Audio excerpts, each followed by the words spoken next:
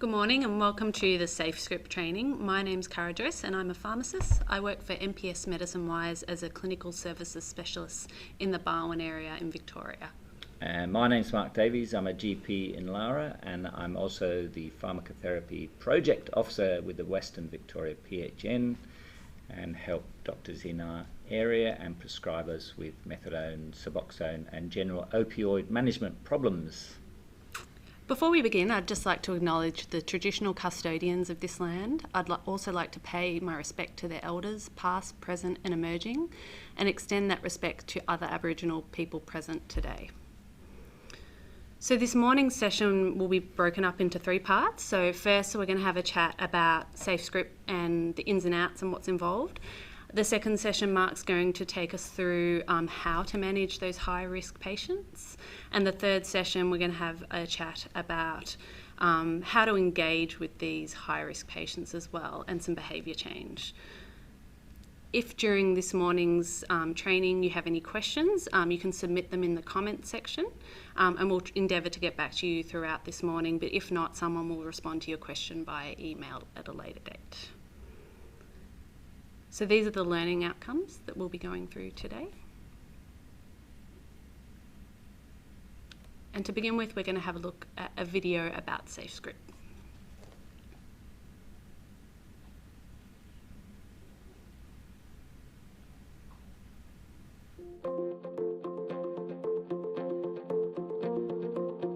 Safer patient care is only a click of a button away.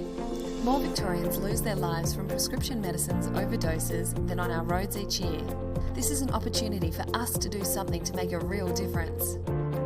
SafeScript, a Victorian government initiative to help health practitioners provide better care to patients on high-risk prescription medicines. It offers comprehensive information on the prescription history of a patient, including helpful alerts to prompt clinical intervention when the patient may be at risk of harm. It's quick and easy to use and updated in real time, allowing health practitioners to work together to better treat their patients. In conjunction with additional training focused on improving clinical and counselling skills, SafeScript will help health practitioners to coordinate care and identify patients who need additional support to manage their medicines. Using SafeScript is easy and secure. After a once-off registration, which includes important security settings to protect patient health information, you'll be able to log in and refer to a list of monitored medicines prescribed and dispensed to your patient. As health practitioners, this is your opportunity to be at the forefront of change. SafeScript is easy to use, safe and secure, but more importantly, it will save lives. Go to www.health.vic.gov.au/SafeScript to sign up today. So just to give you a bit of a timeline about SafeScript, it was launched in West Vic PHN in 2018 October, and then it was rolled out across all PHNs in April 2019. It'll be made mandatory in April 2020. There's a resources hub, and we'll give you the website at the end of the session, which will have every resource that we discussed throughout this morning and 3 online modules which are really, really useful in knowing how to use SafeScript.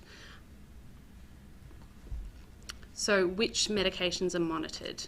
All S8 medicines, benzos, Z drugs, quetiapine and combination codeine products. This was as a result of a review of the literature by Austin Health. It will be assumed that more medicines will be added at a later date as well. So what SafeScript means for you, it's just a clinical support tool to give you more information and to help safely prescribe for your patients. Mark, you've been using it now for 6 months. How have you been finding it? Yeah, look, I find it a really fantastic tool. So when it came out in Western Victoria, I remember logging on the first time and looking up 19 patients straight away. And there was one patient I sure was up to no good. But the really good thing about SafeScript was 18 of the patients were actually doing all the right thing, and I was the only prescriber for them, and that's very easy to see in SafeScript. So, you know, that made me feel much better about the prescribing I was doing for the patients, and the one prescriber, the one patient who wasn't doing the right thing, well, then we were up for some interesting conversations. So that was really good. So this diagram shows you how SafeScript interfaces into your workflow with your clinical software and the prescription exchange server. We're going to go through specifics about each one in the next few sessions as well. So we're just going to have a look at the SafeScript system. So this is what the portal looks like. So we have the dashboard at the top. Mark, did you want to go through this, or did you want me to? Yep. So what happens, particularly if you've got it integrated into your software now, is that whenever you go and prescribe one of these drugs, SafeScript will provide you with a prompt. So if there are no issues with prescribing, you'll see a big green flag come up and basically just go ahead and do nothing. But if it's orange or red, you should go and check SafeScript. You may have checked it the day before or been looking at it for something else. So then when you click on SafeScript, it will take you through to the SafeScript screen. You will have to put in your day code, so a six number just to put in, and then it pops up. And normally it comes up on your dashboard if you log in from outside, but if you log in with a particular patient in mind, it actually comes up on that patient. So if you're prescribing diazepam and SafeScript comes up on orange, you click on it, it will bring that patient up. So if you look at the dashboard, this shows normally all the scripts you've been doing to different people. See here we've got green at the bottom, orange and red. And then if you've been looking at patients recently, they'll be on the right hand side. So you can just click straight on April Adams and it will bring her up. Yep. We also have any correspondence from the department here, and if you have any permits here. So when you click on permits, that will show all your current Schedule 8 permits. If you've got any permits for dexamphetamine in, with a psychiatrist, or if you are a methadone Suboxone prescriber, it will have those permits as well. And when you go to the individual patient, you can look up that patient's permits as well on the right hand side of the screen. So alerts are what exist within the portal, and that is what you see as a red notification. It's triggered by a few things. If there's multiple providers, so more than 4 prescribers, medical practices or pharmacies in the last 90 days, or if the patient exceeds the average of 100 milligrams of morphine equivalent daily. The other reason is high-risk drug combinations. So as you can see, methadone and benzos, methadone and long-acting opioids, fentanyl and benzos, and fentanyls and long-acting opioids. In hospitals, the situation's a little bit different. So at the moment, they don't have the functionality to integrate SafeScript. Upon discharge, the doctor will have to check SafeScript before prescribing. It isn't mandatory to use in ED or inpatients, just because patients won't have access to those medicines like they would in the general public. There is a frequently asked questions page for hospital staff available on the department's website.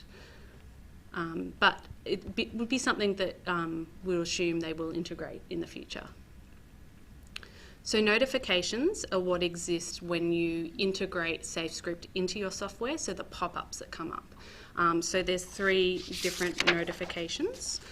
So the red notification is there when there's active alerts in SafeScript. So the 3 scenarios which we mentioned before, so high-risk combinations, more than 100 milligrams of morphine equivalents, or more than 4 prescribers or pharmacies in the last 90 days.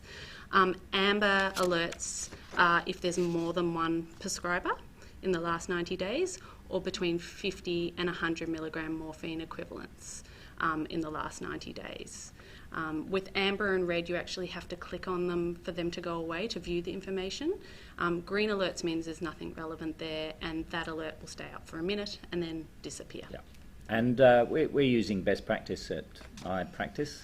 And if you get green or amber, you can actually click on and prescribe. But if you get red, the software actually won't let you prescribe the medication until you've checked the red alert. So we've got a case study now, and we're going to use SafeScript to have a look at a patient and show you how it all works. So we have Yep. April Adams,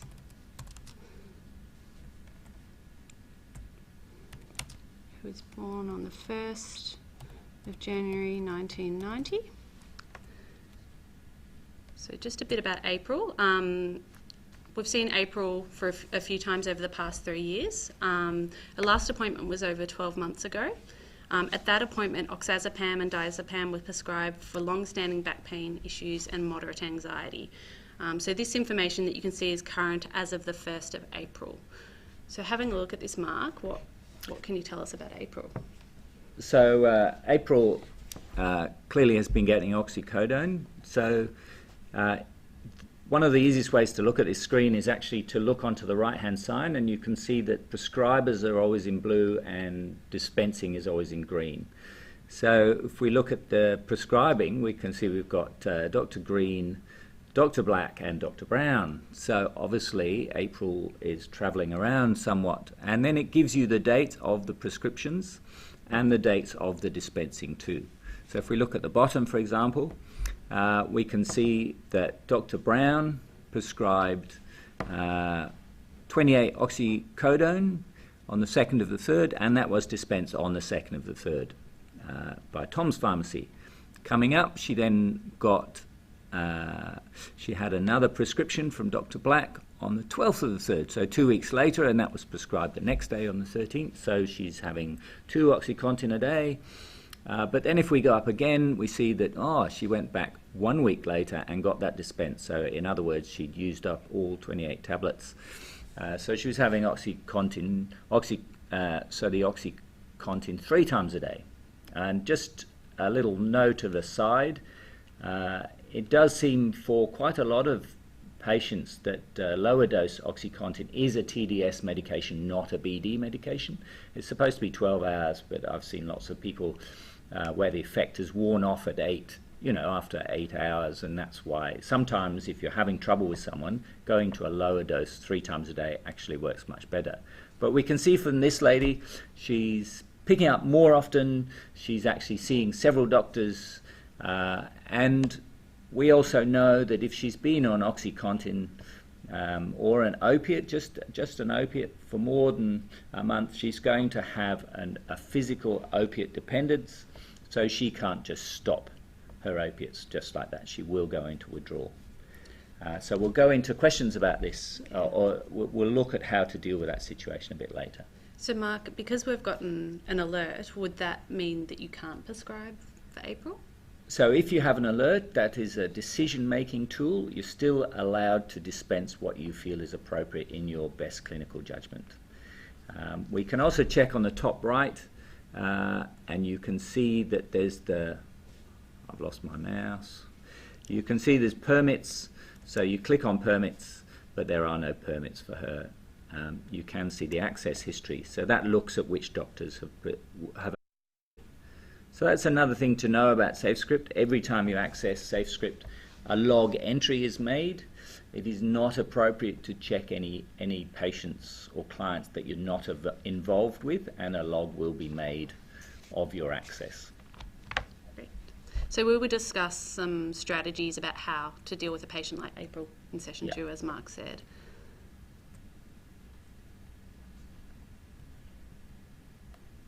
So regulatory and permit changes. I'll get Mark to talk about the permit changes. Just regards to the change to the regulations, like Mark said, you're only allowed to view SafeScript if you're actually involved in the patient's care, and to ensure that the date of birth is put on the prescription. If it isn't put on the prescription, it's the pharmacist's responsibility to make sure it's put into the dispensing software upon dispensing as well. There's also been a change to MATOD prescription recording, so each time you get a new prescription, it has to be recorded. You don't have to record each time you supply to the patient. Did you want to talk about permits, Mark? Yeah, so until SafeScript, we all know that we had to get a permit for Schedule 8 medications, but since SafeScript, the rule has changed. So now, if you're going to prescribe less than 100 milligrams morphine equivalent, and you check SafeScript with every prescription, you actually don't have to have a permit.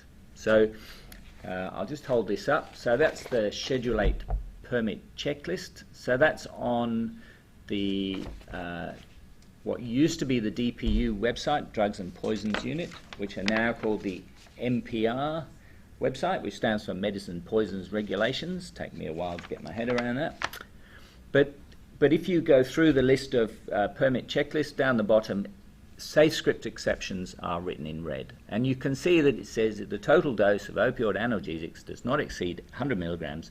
You do not need a permit, which is great, actually. It takes us a small step in the right direction for bureaucracy. So just thinking about 100 milligrams equivalent, that's MPS recommends no more than 60 milligrams of oxycodone.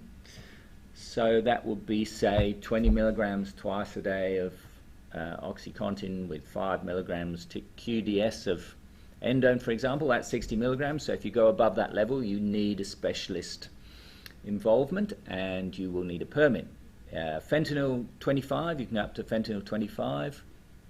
Anything over fentanyl 25, you need specialist involvement. Should we be using fentanyl in the community, given how the number of deaths related to fentanyl, particularly in Queensland, is going through the roof, and it's such a powerful medication, probably there's not much place for it in the community anymore. That's a discussion we need to have as a profession. Anyway, let's move on. So there are some exemptions. So as we said before, hospital inpatients, prison and jails and aged care, mostly because medicines are administered under supervision and a patient's ability to obtain more than they need is very limited. And palliative care, because it is reasonable in those situations that patients would need escalating doses at closer intervals too. Yeah. So if you're doing palliative care, you can send in a permit, and you just on the Schedule 8 permit, you just tick the box that you're doing palliative care, and you just list the medications that you're going to be using. Great. So just reiterating patient privacy, so only access when you're involved in the patient's care, and to keep your login private and confidential, and make sure that the data that you're actually capturing is correct. It's also probably worthwhile being mindful that this might create a bit of anxiety for patients. Have you noticed that, Mark, in your... So I've had a couple of patients come in and go, well, I've opted out of the personally controlled electronic record, so I don't want my data to be seen. So then you have a discussion of how actually this is legislative within Victoria, and the driving force behind it is the fact that all of us now in Victoria are more likely to die of an accidental opiate overdose than in a car accident. So they have no choice. You can say to them that only people that are treating you will be able to look at this, and it's not available to non-prescribers. But it is a compulsory thing, and they have no choice about it. And there's also a patient printout available on the Resources Hub and the department's website. So session 2, over to you, Mark. Thanks, Cara. I hope you're all enjoying your bacon and eggs, sitting around in your dressing gowns and your fluffy slippers. We all need a low-carb breakfast to stop us getting diabetes, of course. So we're going to talk about clinical assessment. So this slide, really, I suppose you're going to see 3 scenarios, aren't you, when you're seeing people who are needing opiates. So there will be the patient who has acute pain, and we will need to think about what medication we're going to use. Opiates are fabulously successful for acute severe pain, and they work very, very well in the short term.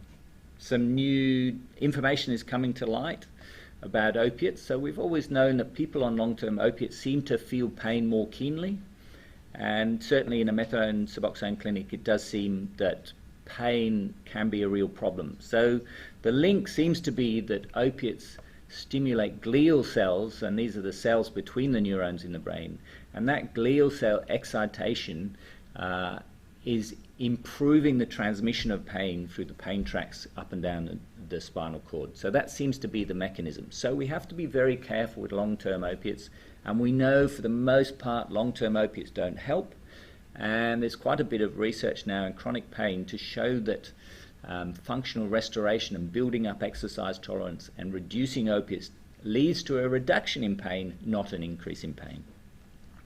So we have the patient in front of us.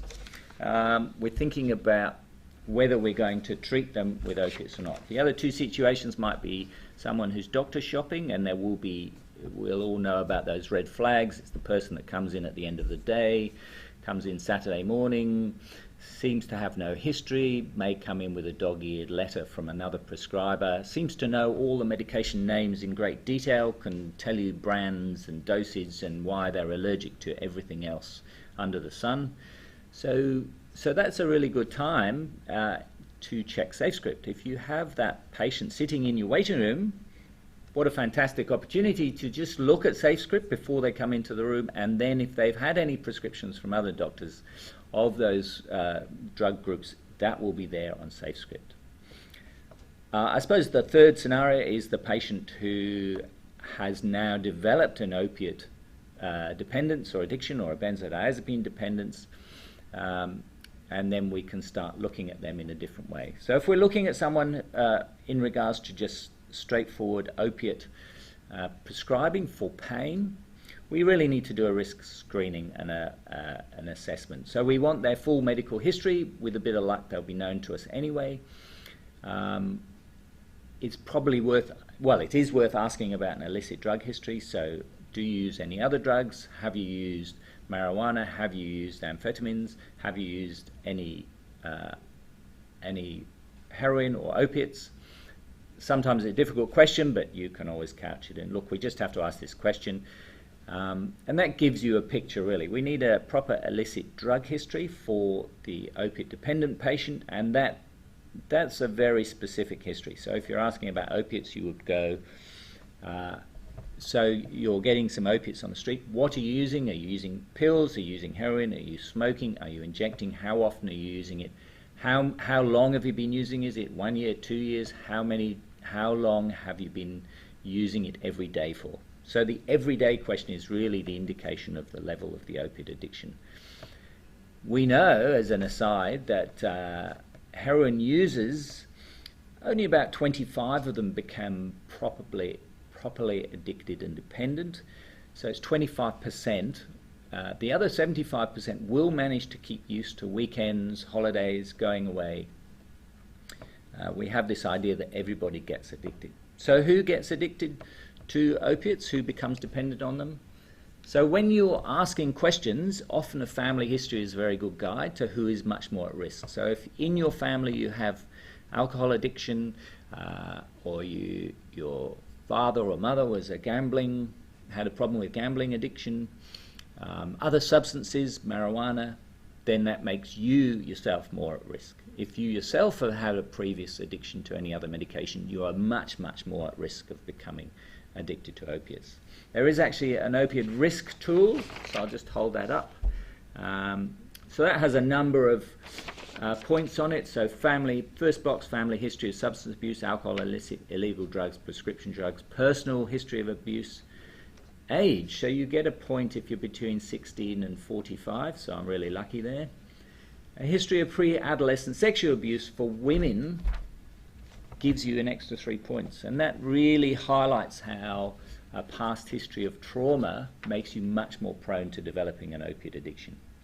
And then if you have the psychological illnesses, particularly attention deficit disorder, obsessive compulsive disorder, bipolar and schizophrenia, those particular conditions are much more at risk of an opiate addiction if you get exposed to opiates, and depression gives you a 1-pointer for opiate addiction.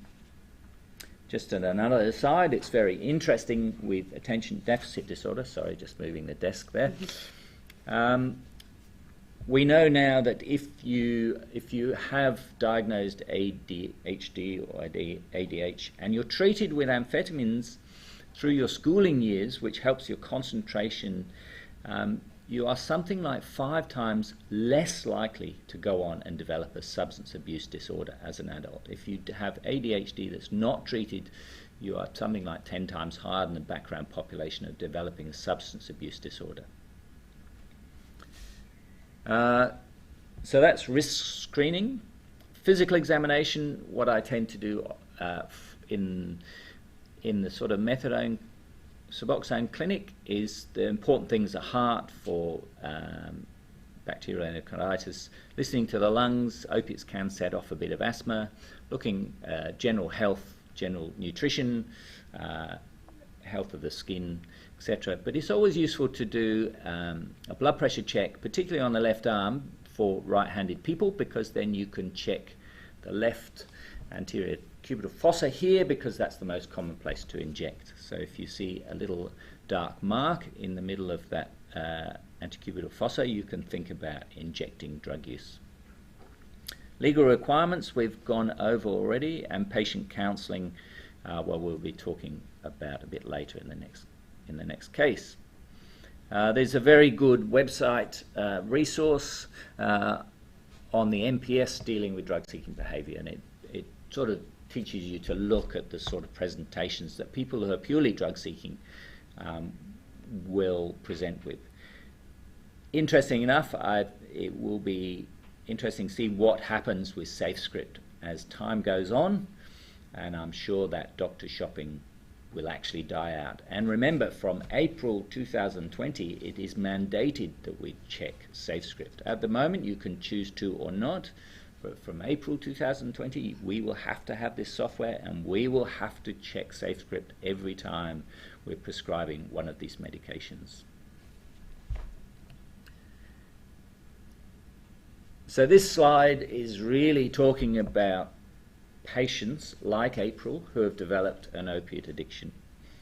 So it's worth talking to April and saying to her, we want the history of how long she's been using, and obviously we can see with her that she's been seeing various doctors, and I always show the patient the SafeScript and say, this is what's here now, and so you need to look at this and think about what you're going to do about it. It's sometimes worth asking the patient, have they actually ever been without their opiate, and what happens? And sometimes people don't even put together the fact that they feel unwell without their opiate. Sometimes they think that what's happening is it's the medical condition they've got and they need their pain relief again. They don't actually connect the feeling sick, the feeling tired, the aching muscles with an opiate withdrawal. A classic example of this was a young guy, footballer, had OxyContin for 2 weeks for treatment of a back injury, but he found it really helped his social anxiety disorder and his general anxiety. So he was able to keep buying it at the footy club, amazingly. So he continued to buy his OxyContin at the footy club. I think he was using 40 milligrams before a game, really helped him go out in front of the crowds. And then finally went on a footy trip to Bali, the end of year footy trip. Thought, oh, I'll be in Bali, it'd be great, there'll be lots of bintang, I won't need my tablets of medication. Anyway, within 48 hours he got into crashing opiate withdrawal. The penny dropped. He caught a plane home the next day as soon as he could buy a flight. And then presented a year later, having still bought his OxyContin for actually help, and is now stable on Suboxone. Again, if somebody's presenting, we need to look at all the other options. Lower risk medicines, we all know that. Anti-inflammatories, paracetamol, physios, chiropractors, massage, functional restoration program where you're slowly building up your abilities to do things, pain clinics. I think that's all we'll say about that today. So with April, I'm going to say more about that, aren't I? So with April, minimize risks and harms. So a conversation you could have with April is, well, we can see that you've got an opiate addiction. What happens when you don't take it? Oh, I feel terrible, I go into withdrawal, I must have it now. So, okay, am I happy to prescribe for you? Maybe I'm not. Maybe I go, oh, well, Dr. Green seems to be your most regular doctor. Look, here's a couple of tablets for today. You can write a prescription for 2 tablets, and you need to go back to Dr. Green, and I'll give him a telephone call. Or you could say, look, yes, April, we've had a long relationship. I'm happy to be your prescriber, but it's going to be one prescriber from now on, one practice, one pharmacy. and you write the script, and maybe with someone like April, you write on the prescription to be dispensed 3 times a week or twice a week from the pharmacy. That's staged supply. There's nothing wrong with doing that at all, and particularly if your pharmacist is happy to do that. It does say smaller quantities, but you can get the authority prescription, say for 56 OxyContin, 1 twice a day, but say on the script to be dispensed twice per week. You need to make it clear with April that if she runs out, that's it, there won't be any more, but that will teach her to manage her prescriptions, and maybe having a discussion with April about slowly tapering the dose down in the future. It's worth her knowing that opiates do not help chronic pain in the long run. So there's always a spectrum with opiates. So you will see there will be a few people who have 100% pain and they're just using it for pain, but more often people that become dependent on opiates for their pain also have significant psychological issues, and the opiates are treating that. When you're treating someone with much more a pure opiate addiction for psychological issues, say heroin addiction, we know the average length of the addiction is 10 years. If that's the situation for someone, it's actually worth having a conversation about changing over to Suboxone or Methadone. And we know amongst the other legislative changes that every GP, every prescribing practice nurse prescriber is allowed to prescribe up to 5 patients for Suboxone without having to do the Suboxone Methadone prescribing course. If someone is severely, if someone has a significant opiate dependence, then, as I said, the average is 10 years. Really, they need to sort out other aspects of their life before they can gradually reduce their opiates. The treatment of addiction, we know, is a cycle, as with all addictions like alcohol. So they may come down, tail off, manage to get off opiates, but then end up back on them, but one day they will be successful in getting off. We need to remember that if you come off opiates, the average length of the physical withdrawal is probably 4 to 5 days, 7 days. So we tend to think in our heads, oh, you know, hey, you can do 5 or 7 days, but what people tend to forget is that often there's another 6 weeks of cravings, irritability, withdrawal. So not physical withdrawal, but just feeling very low in energy, crabby, can't sleep. And we know if someone in that situation walks past their dealer or past their doctor that used to supply their opiates, their brain will light up with neurotransmitters saying, turn left, go and get some more. And it's a very, very difficult thing to fight. So they need support and care. So we're going to talk a bit about tapering now. So tapering benzos, the best thing to do is to try and convert benzodiazepines to diazepam. You work out the total dose and then you start reducing by 15% per week. Again, you need a discussion with the patient. You need an agreement with the patient that that's what you and they want to do. Sometimes some gentle pressure is worthwhile, and you can say, well, we know this is really bad for you. If you're seeing a patient on a lot of benzodiazepines, well, there is no choice really, because we know these are very, very bad drugs. They're involved in more overdoses than anybody else. We know that if you're on 1 Valium a day, 5 milligrams diazepam, you have double the risk of a car accident. 2 diazepam a day, you have 4 times the risk of an accident. So if you see someone who comes in and they're on 25 milligrams of diazepam a day or 50, we need to get that down. There is no choice about that. So this is an organisation in Melbourne, Reconnection, and their whole organisation is devoted to helping people with benzodiazepine addiction. So they have the benzodiazepine toolkit, they have online counsellors, they have counsellors that clients can go and see at their main office in Melbourne, and they're a tremendously helpful organisation. This is a chart looking at dose equivalence. So we can see how strong alprazolam is. 0.5 is equivalent to 5 milligrams of diazepam. Lots of clients talk about a brick. So you can get a brick on the street. A brick is worth about $50. So that's a 2 milligram alprazolam, which is equivalent to 20 milligrams of diazepam. So if someone's taking 2 or 3 bricks, they're on about 60 milligrams of diazepam. I did have one client that was really shocked to end up in court, and then was shown the video of them in court driving into the bottle shop, loading up the back of the station wagon with 3 slabs and driving off. And actually had no recollection of ever visiting that bottle shop in their life, and they'd had a good handful of Xannies of alprazolam before going to the shop. And then you can just see the other equivalent strengths.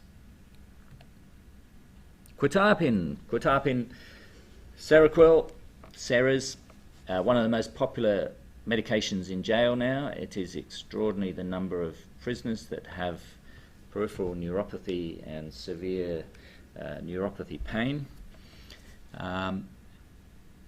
It's a very variable drug for people. Some people will be knocked for 6 by 25 milligrams. Other people would be taking 600 milligrams with only moderate effect.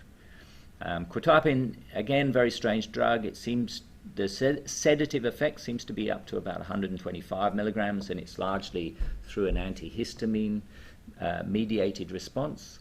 It seems to have antidepressant mood stabilizing properties up to about 300 milligrams, and then 300 milligrams plus is really the antipsychotic area. But it's a very popular drug on the streets. So that shows you how to reduce from that. Opioids we've talked about a little bit. So when I have patients wanting to come off opioids and we agree, we do it very slowly. A good example, I'll just see. So fentanyl patches, they obviously come, 12.5 is the smallest. So if someone's on 100 milligrams, I would drop perhaps 100 straight to 75, but maybe go 75 plus a 12.5 and drop off 12.5. You've got time. It's reasonable to do this once a month. And it takes, it might take a year, 18 months. But, I'm sure all of us have got legacy patients back from, say, 15 years ago when the drug companies were coming around and saying, there is no addiction with chronic pain. You don't need to worry about chronic pain and addiction. They often quoted a paper that was widely published about how there was no addiction in this hospital in America with opiates for chronic pain. Well, actually, it was a one-page letter to the journal, and it was just an observation of a number of patients in this inpatient ward in a hospital that was only ran for 2 weeks. It's interesting, in a number of states in America now, a couple of the pharmacy companies are being sued for suggesting that there was no addiction for opiates. So with fentanyl, it is interesting. I had a couple of little old ladies actually who both have severe backs and had ended up on quite high doses of fentanyl, one on 150, one on 100. Both of them are now on 25 micrograms, and both of them say the pain is no different, and both of them seem to report more energy and feeling better.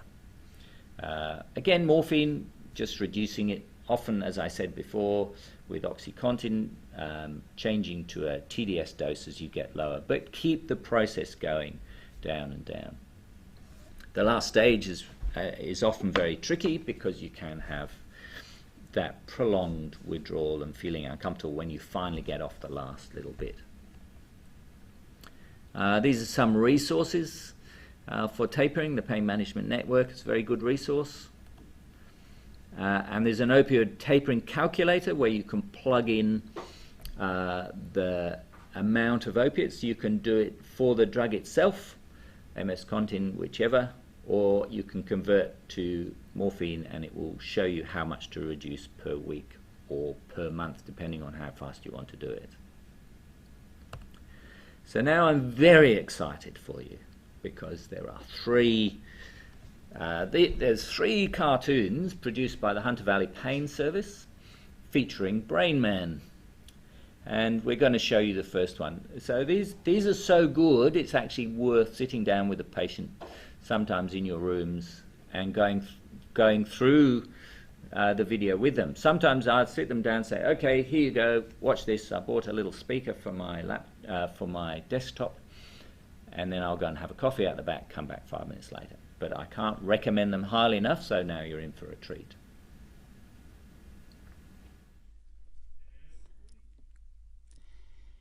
Everyone agrees that pain is a universal human experience.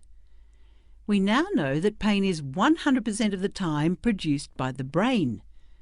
This includes all pain, no matter how it feels, sharp, dull, strong or mild, and no matter how long you've had it.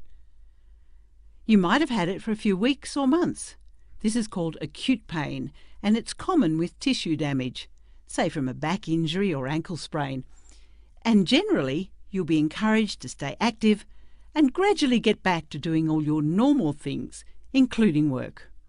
Or you might have had it for 3 months or more, and this pain is generally called persistent or chronic, because in this type of pain, tissue damage is not the main issue. What's less clear, though, is when you're told you have chronic pain, is knowing what's best to do about it. Well, in Australia, chronic pain is a really big problem. In fact, 1 in 5 people have it. Having a brain that keeps on producing pain, even after the body tissues are restored and out of danger, is no fun. Some people say it still feels like they must have something wrong. But that's just it. Once anything dangerous is ruled out, health professionals can explain that most things in the body are healed, as well as they can be by 3 to 6 months. So ongoing pain being produced by the brain is less about structural changes in the body and more about the sensitivity of the nervous system. In other words, it's more complex. So to try and figure out what's going on, you need to retrain the brain and nervous system. To do this, it's helpful to look at all the things that affect the nervous system and may be contributing to your individual pain experience. What can help is to look at persistent pain from a broad perspective, and by using a structured approach and a plan, it's less likely that anything important will be missed.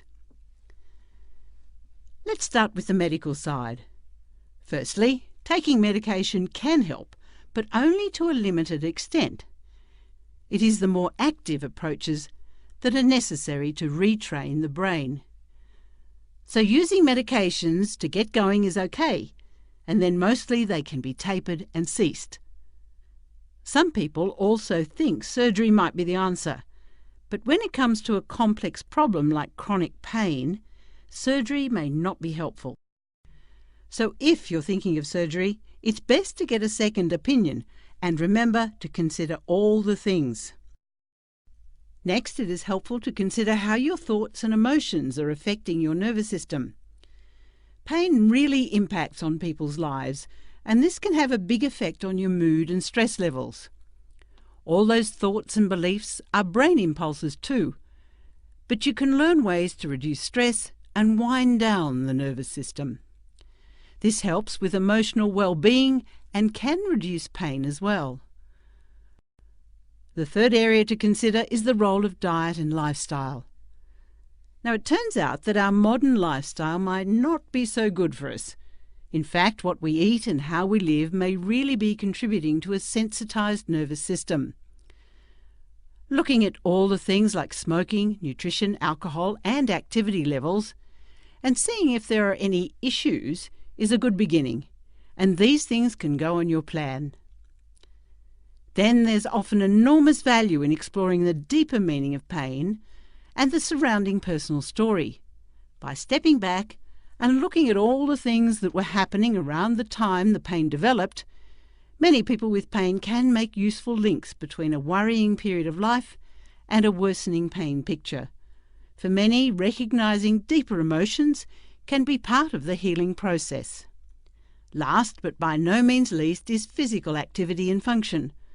From the brain's perspective, getting moving at comfortable levels without fear and where the brain does not protect by pain is best, and you'll gradually restore your body's tissues. So, to sum up pain, it comes from the brain and it can be retrained, and when looked at from a whole person or broad perspective, gives you a lot of opportunities to begin. So get a helping hand if you need it, set a goal and begin.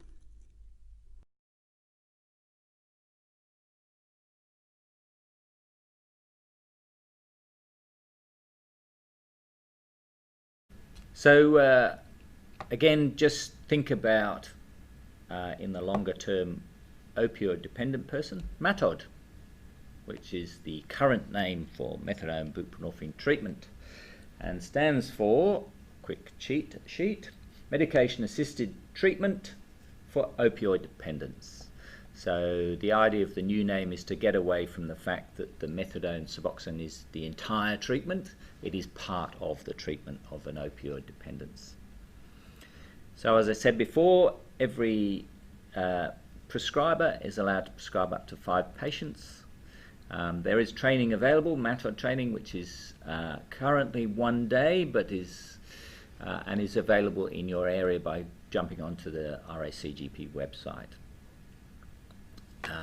So if you were going to prescribe Suboxone, there's just a few things you have to think about. First, you need the permit in your hand before you prescribe.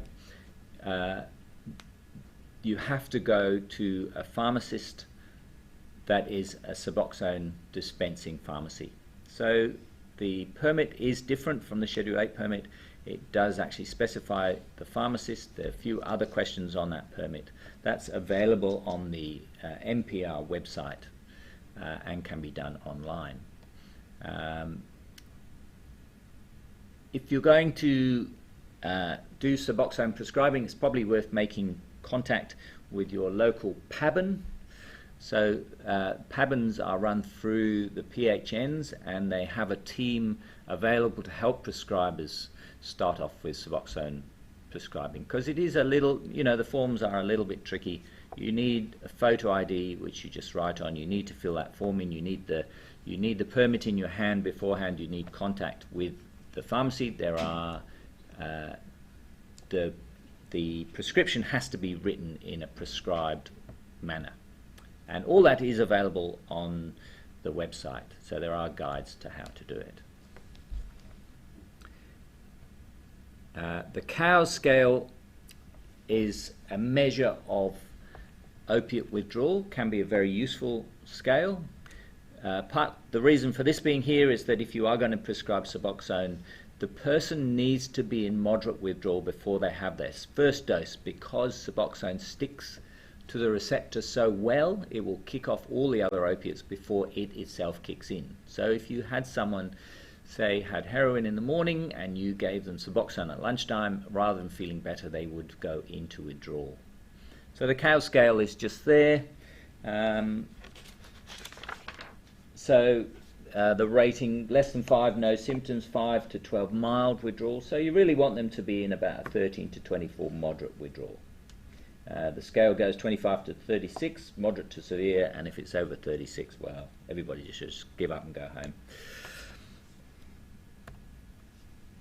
So if you choose not to prescribe or dispense, which certainly is an option, then you need to explain that to the patient. A very good thing to say to the patient is, look, I am not happy to do this for you today, but I am happy to help you with any other things I can help you with. So it's sort of saying, look, I think this is all wrong. You're getting scripts from somewhere else, not appropriate to give you the medicine, but I'm not writing you off as a human being. I'm happy for you to come back and get help for other issues. And it is interesting, sometimes you'll find that when you have a conversation like that with people, they will go away, and then further down the track, say in 6 months, they will actually come back for proper help to get off and for other issues. And they say things like, well, I think you're a really good doctor because you're firm and you won't do those things. So it actually engenders respect, though at the time it can be very uncomfortable. If the patient is looking very aggressive or violent, a good thing to do is to give them 24 hours of medication on a prescription, because they will know it's not worth their effort to come back and harass you again, because they'll only get 24 hours. So often that's a good way to get people out of your room safely without having ongoing issues. If you see someone like that, you can inform the NPR with a notification of drug addiction, but with SafeScript that's become much less important. We're going to go on to case study 2. We are.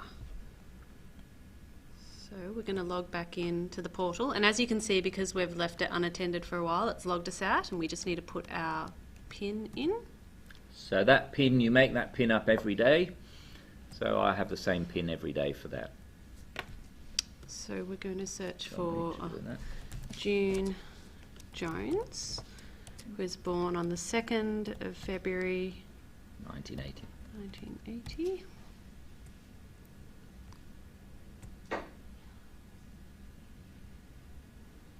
So while that's loading, in this scenario, you're the prescriber, Dr. Safe, who has seen the patient June Jones every 6 months for the past 5 years.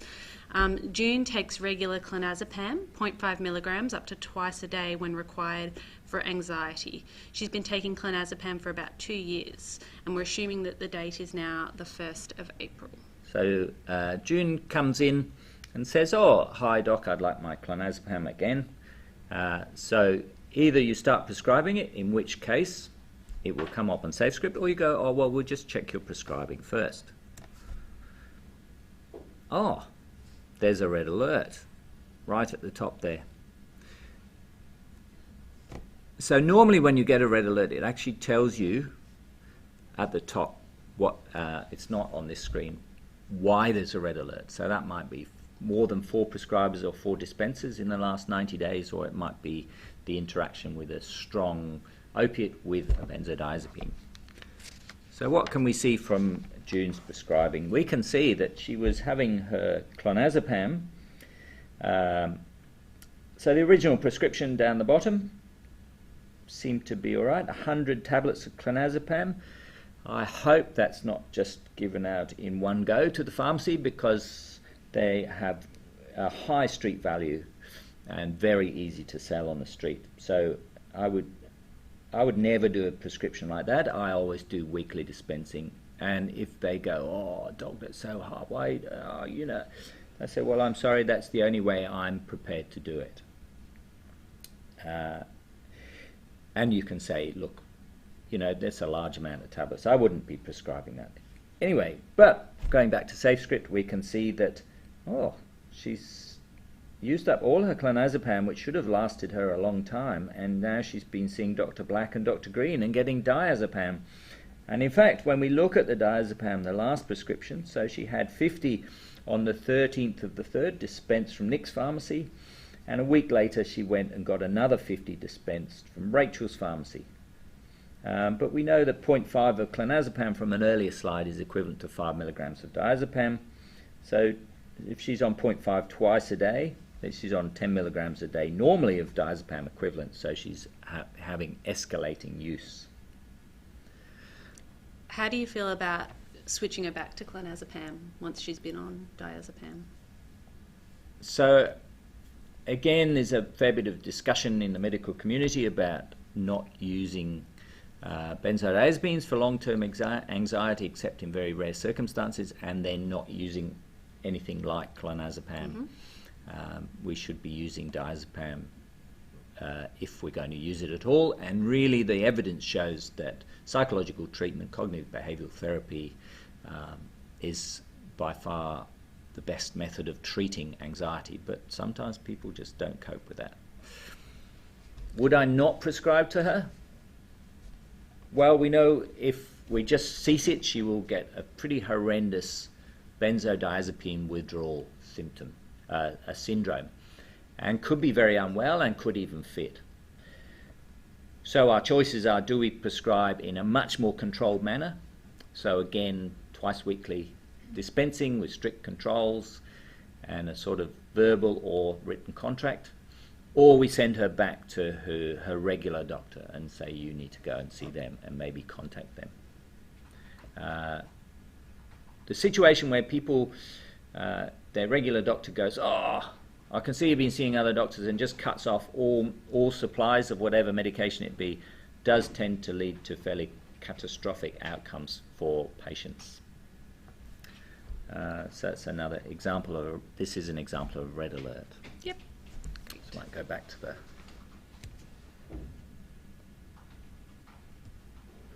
for just a bit of technical stuff.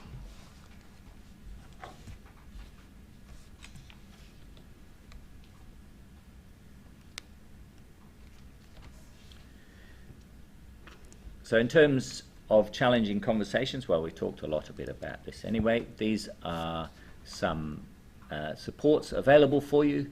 Health Pathways actually has some very good pages on both prescribing Suboxone, methadone, managing benzodiazepine addiction, doctor shopping, etc.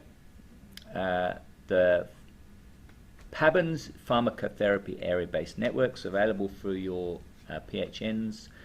RAMPS is a service, the Rural Addiction Medicine Prescriber Service, so that's an addictions specialist that's available to come and see patients in rural areas at your own practice. And of course we've got DACAS. So DACAS stands for the Drug and Alcohol Clinical Advisory Service, and basically it's a service manned 24 hours a day. You phone up and an addiction medicine specialist will contact you by phone, normally within 2 or 3 hours, and is able to offer advice on anything from opiate addiction to marijuana withdrawal to managing alcohol withdrawal. The NPR, the old DPU, is also available by phone for legislative advice. But we can check permits on SafeScript very easily now. So, and they actually say on their website, have you checked SafeScript? Great. So moving on to session 3, we've discussed how to manage these high-risk patients clinically. Now we're going to have a chat about how to engage with those patients to prompt that behaviour change. So just a few points here, making sure it is patient-centred and avoiding any stigma and using language as such. What kind of words do you find useful to use, Mark? So actually, even though I've said addiction all morning, you avoid the word addiction, dependence, physical dependence, or just need for these drugs. Avoid stigma. So at the back of your mind, like this is, working in a methadone Suboxone clinic with lots of people that have heroin addiction, what you find is 80% of the clients there have one or more psychiatric diagnoses. There are enormously high levels of general anxiety disorder, social phobia. Traumatic backgrounds are very, very prevalent. So that could be physical, sexual, or mentally abusive backgrounds, and sometimes just even neglectful of backgrounds. So you see a number of clients where, older brother Johnny was the golden boy. He was always terrific. He went on to do medicine. Whereas you, the client, you were never going to amount to anything, you're never as good as your brother, etc., etc. And often that poor self-esteem and poor self-talk leads to dabbling with drugs, and they are much more vulnerable to dependence and addiction and end up dependent and addicted. So nobody ever starts off life at the age of 6 going, yes, when I grow up I want to be a drug addict. That doesn't happen. So the clients do not want to be in the situation they're in. And I think we have to remember this. They're driven by powerful urges to keep the drug going, but they're also initially self-treating, and it's the self-treatment that's actually led to them becoming addicted in the first place. As I said before, with opiates, with heroin, about 25% of heroin users become physically dependent. With amphetamines, that number is actually as low as 1 in 10, and even crack cocaine in the States, the level of addiction is still only about 1 in 10, with the other 9 people able to use on weekends or on holidays, as discussed before. And on the Resources Hub, there's a great tool about assessing a patient's readiness to change. So if you want to read more about that, you can. One of the techniques that I know is taught a lot at medical school is motivational interviewing. Do you use something like that formally, or do you just take parts of motivational interviewing and apply them to patients depending on the situation? So I don't use it formally as such. I don't go, okay, I'm going to do motivational interviewing now. But one of the techniques is to look at the positive things of the drug and then sometimes the negative things of the drug. But you tend to be sneaky and talk about the negative things last, so that stays in the mind. Part of motivational interviewing is listening with empathy, and that means listening and concentrating on the patient. That's all it means. I'm sure everybody listening to this webinar would know about that already. Having open body language, trying to think of yourself as the same as the patient. You're just the person with the magic pen that can write the prescriptions. All these things are very helpful, and patients certainly pick up on it and respect you for it. And there's just another mnemonic OARS, so just around that active listening and reflecting patients as well. Yeah, and summarising what they've told you back to them, so the two of you know that you've actually listened and understood what they're saying. That's what reflections and summarising is all about. Yeah. So what do you do when you come across those resistant type patients? Do you have an approach for them? So again, you have to very much go with what the patient client wants. It's their life, not your life. If they want to keep using illicit drugs, well, that's their decision. You can only advise them on what's the best thing for their health and safety.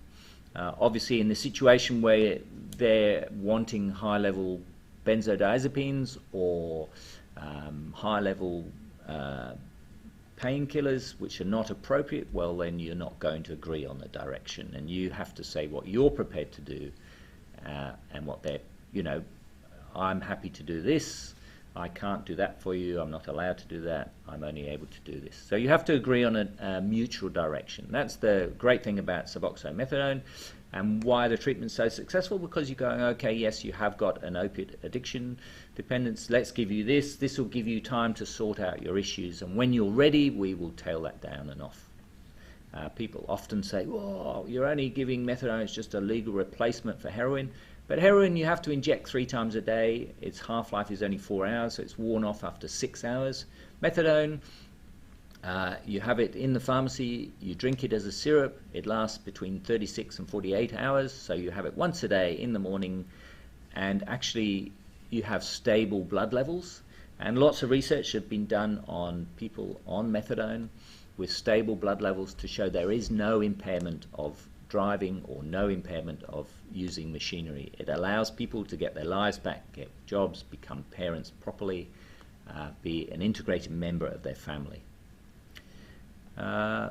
Dealing with patient resistance, again, I've got a bit sidetracked there. So giving information about effects and risks of substance abuse, obviously. Sometimes using that motivational interviewing and saying, look, okay, what are the good things about your drug using, but what are the bad things? Where would you like to be? How do you want the shape of your life to look? Evoke doubt and evoke concern. Great. Create doubt. So we've got another case study to have a look at.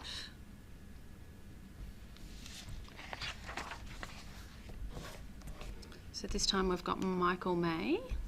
I'll just type him in.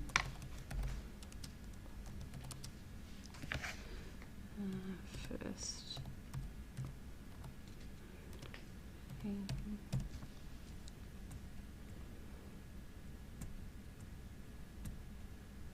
So I'll just say something just while we're looking here.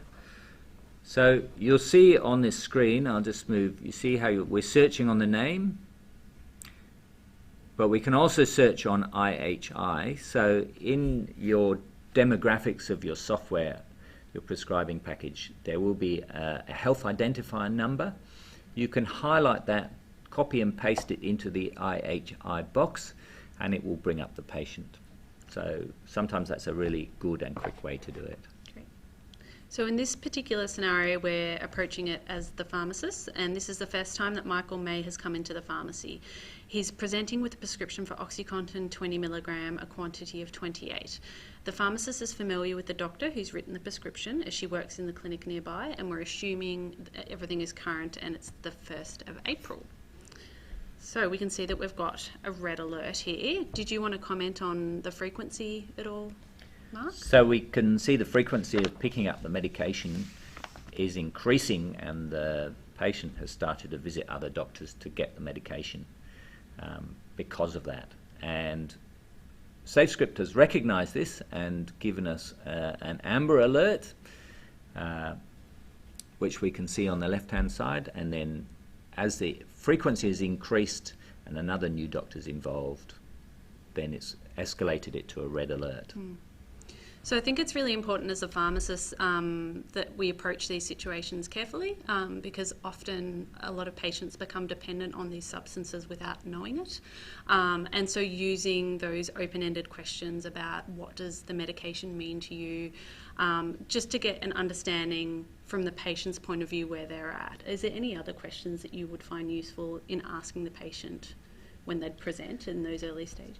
So I always think it's worth telling patients about SafeScript and saying, look, we can look at SafeScript. Yep. And we can see that this is what's happening for you. Yeah. So clearly you have an issue. Yeah. And you need to think about what you're going to do about that. Mm-hmm. And is it worth saying, well, with SafeScript, it's probably likely that you won't be able to continue what you have been doing because the prescribers are not going to prescribe for you anymore. Yeah, yep. But probably in a pharmacy setting, really reiterating that it's not necessarily a policing tool, that we are really trying to improve patient outcomes, and the focus is on the patient's safety. So making sure you are empathetic to the situation as well. Yeah. So not using stigma and coming to that shared decision making as well. So whether or not you would actually dispense in this situation, it would probably be worthwhile to contact the prescriber. Mark, how do you feel when you get those phone calls from pharmacists? Oh, I find them really helpful. Mm-hmm. It's great to get those phone. Well, it's not great because you go, oh, right, okay. But it's great to have that communication with a pharmacist. Yeah. It's really excellent. Yeah, so being able to collaborate with your local GPs in these situations is really useful. And so if you can't contact the prescriber, it might be a case of having that discussion with the patient, perhaps only giving them that 1 to 2 days supply before you can actually then have a proper chat to the doctor and see where they want to go from here. Yeah. Is there anything you'd add to that situation? No, not really, but there's a couple of things we can look at on SafeScript again. So there's a button here, All Events. So sometimes it's helpful to just see, that will just take you to the dispensing, so you can narrow the field down a bit, or prescribing, just the doctors that were involved, so we can see 2 doctors. We can view the alert history and which alerts have there been, and then you can see down the bottom of the screen why there was a high alert given. And let's just see if there are. So we can see the permits is greyed out. So this person, even though they're on this medication, doesn't have a permit. Of course, you won't need a permit in the future because you'll be checking SafeScript all the time. And we can see the access history to see who's accessed it already. Mm-hmm. It's probably worth mentioning that the doctor could have prescribed and no alerts were present at the time, but if in the meantime the patient's gone and had multiple prescriptions dispensed, that could be why the alert then is triggered at the dispensing. So just, again, with SafeScript, just a couple of things. So if the prescriber is in hospital, say they're a psychiatrist or even a pain physician, you won't see the prescriber on SafeScript. If the prescription is dispensed in hospital, you won't see that either. But normally prescriptions are dispensed in the community and they will always appear. And just to get back to the screen where you see all your recent prescribing, you just go up to top left to dashboard, and that takes you back to all the recent prescriptions for different patients. Great, thanks Mark.